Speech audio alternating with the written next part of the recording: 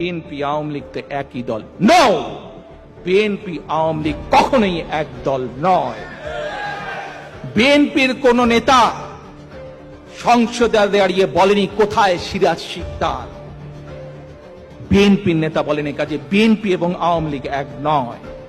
BNP নিজের দলের লোকজনকে বিলিয়নিয়ার বানানোর জন্য কুইক রেন্টাল প্রজেক্ট করেনি। বিএনপি আওয়ামী লীগ এক নয়।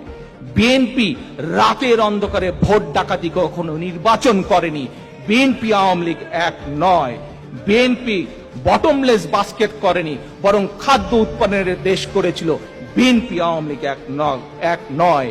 বিএনপি বিরোধী দলীয় নেতাকর্মীদের গুম খুন করেনি, কাজে বিএনপি আওয়ামী লীগ এক নয়।